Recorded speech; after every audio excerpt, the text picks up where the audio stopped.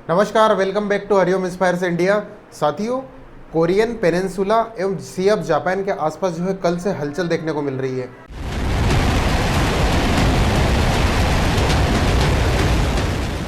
North Korea ने वहां पर जो बैलिस्टिक मिसाइल है उसका परीक्षण किया है या फिर बैलिस्टिक मिसाइल को जो है सी ऑफ जापान में दागा है। इजराइल और ईरान युद्ध के बीच में नॉर्थ कोरिया ने अपनी बैलिस्टिक मिसाइल को सी ऑफ जापान में फायर किया है और लगभग 10 मिसाइल के आसपास जो है सी ऑफ जापान में नॉर्थ कोरिया ने दागी है। साथियों, इजराइल एवं ईरान का जो युद्ध है वो अपनी चरम अवस्था पर चल रहा है और इसी के बीच में कहीं ना कहीं नॉर्थ कोरिया का बीच में कूदना एक बड़ी आहट का जो है वो संकेत दे रहा है कहीं।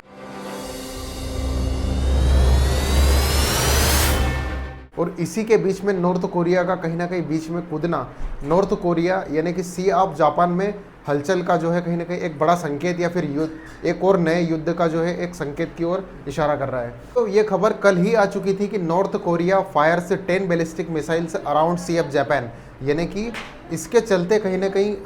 इतना ज़बरदस्त तरीके से मिसाइल फायर की गई थी जिसके चलते जापान में जो है अलर्ट जारी कर दिया गया था जापान की गवर्नमेंट के द्वारा। नॉर्थ कोरिया के द्वारा जो ये मिसाइल लॉन्च की गई है एक्चुअल में nuclear capable multiple rocket launcher missile है। साथियों, खबर आ गई थी कि North Korea conducts test of nuclear capable multiple rocket launcher missile. अभी तक आपने न्यूक्लियर बॉम्ब सुना होगा, न्यूक्लियर मिसाइल सुनी होगी, लेकिन ये एक नई तरीके का जो नॉर्थ कोरिया के द्वारा इन्वेंशन किया गया है न्यूक्लियर केपेबल रॉकेट लॉन्चर, जिसका कि आने वाले टाइम में बहुत ही मल्टीपल यूजेस हो सकते हैं नॉर्थ कोरिया के लिए। इवन ये बड़ा स्टेप्स हो सकता है एवं जो सी ऑफ जापान का जो एरिया है यानी कि कहीं ना कहीं साउथ कोरिया को और जापान को काउंटर करने के लिए नॉर्थ कोरिया को इस तरीके के जो वेपन्स है उसकी जो नीड काफ़ी बढ़ जाती है नॉर्थ कोरिया के अगर पर्सपेक्टिव से अगर देखा जाए तो। और ऑलरेडी जो है नॉर्थ कोरिया के पास में इस तरीके के जो वेपन्स है वो पहले भी वो कैरी कर चुका है, बड़े बड़े मिसाइल्स, काफ़ी बैलिस्टिक मिसाइल्स, क्रूज मिसाइल्स, ये ऑलरेडी नॉर्थ कोरिया के पास में है। जिस मल्टीपल न्यूक्लियर रॉकेट लॉन्चर की हम बात कर रहे हैं वो एक्चुअल में KN-25 है। एक्चुअल में हम समझने का प्रयास करेंगे कि नॉर्थ कोरिया ने आखिर किया क्या है। North Korea conducted live drill involving 12 super large जो है 600 mm रॉकेट लॉन्चर है। इसके द्वारा जो है कोरियन पेनिनसुला एवं जापान के बीच में जो सी ऑफ जापान है उसके अंदर जो है फायर किया है। एक्चुअली जो है इसने 350 या फिर 400 किलोमीटर ट्रेवल करके ये जो है इस मिसाइल के द्वारा जो है नॉर्थ कोरिया का जो है परीक्षण हो सी ऑफ जापान के अंदर हुआ है। एक्चुअली कोरिया यहाँ पर क्या चाहता है कि यहाँ पर सी ऑफ जापान है यानी कि इसको ईस्ट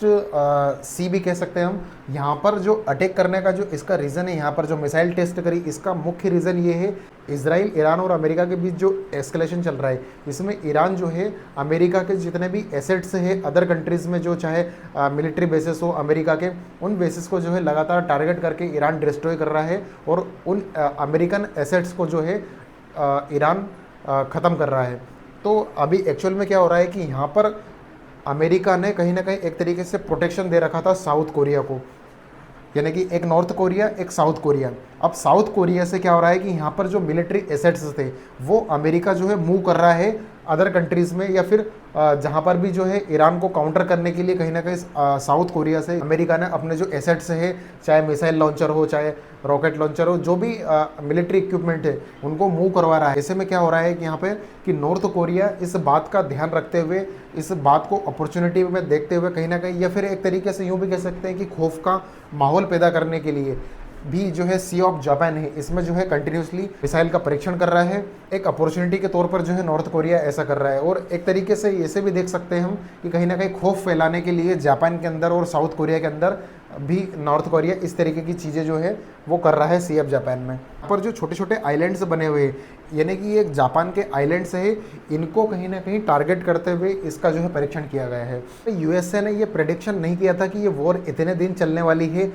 इजराइल और ईरान के बीच इस युद्ध के वॉर के बीच में यूएस कहीं ना कहीं फंस चुका है और इतना प्रेडिक्शन नहीं कर पाया था कि ये युद्ध इतना लंबा चलेगा, ईरान के ऊपर बाकायदा इसको अमेरिका के द्वारा काबू पा लिया जाएगा। तो कहीं ना कहीं एक तरीके से ट्रंप की जो पॉलिसी है वो फेल मारती हुई नजर आई है। अब ऐसे में क्या हो रहा है कि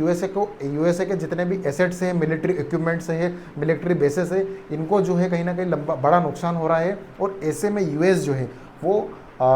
साउथ कोरिया से जो अपने इक्विपमेंट है, यानी कि थर्ड एयर डिफेंस सिस्टम, इस पे आप देखोगे कि आजकल जो है कहीं आर्टिकल्स जो है पब्लिश हो रहे हैं कि अमेरिका ने जो साउथ कोरिया के अंदर अपने जो थर्ड एयर डिफेंस सिस्टम है, इसको जो है वहाँ से निकाल करके मूव करके अदर जगह पर डिप्लॉय कर रहा है ईरान को काउंटर करने के लिए। चूँकि ईरान जो है इस वक्त भारी पड़ रहा है अमेरिका के ऊपर, और कहीं ना कहीं उसके जो एयर डिफेंस सिस्टम है उसको लगातार डिस्ट्रॉय कर रहा है। ऐसा बिल्कुल नहीं कि साउथ कोरिया से जितना भी अमेरिकन इक्विपमेंट्स है वो अपना मूव करवा रही है अमेरिकन आर्मी या अमेरिका, तो कहीं ना कहीं एक तरीके से साउथ कोरिया पर इसका इफेक्ट पड़ेगा। वेल, इस साउथ कोरिया के पास भी अपनी एक मिलिट्री है, वो कहीं ना कहीं उसके जरिए जो है साउथ कोरिया अपने आप को बचाने का प्रयास करेगा। यदि किसी प्रकार का नॉर्थ कोरिया के द्वारा यदि किसी कल को कोई अटैक होता है तो उससे बचाव में कहीं ना कहीं साउथ कोरिया जो है अपने आप को प्रोटेक्ट कर पाएगा। वेल, सबसे बड़ा मेन रीज़न यही है कि अमेरिका ईरान को काउंटर करने के लिए अपने सारे जो इक्विपमेंट्स है, चाहे अभी कल को जो है कहीं ना कहीं अपनी आर्मी को जहाँ जहाँ भी डिप्लॉय कर रखा है, वो ईरान को काउंटर करने के लिए कहीं ना कहीं आर्मी को भी उतार दे। तो देखना होगा कि आगे चलकर इस जियोपॉलिटिक्स में क्या होगा, ईरान इजराइल वॉर में अमेरिका कहाँ तक पिसता हुआ चला जाएगा। बाकी आपकी क्या राय है कमेंट बॉक्स में जरूर कमेंट करिएगा। Thank you so much.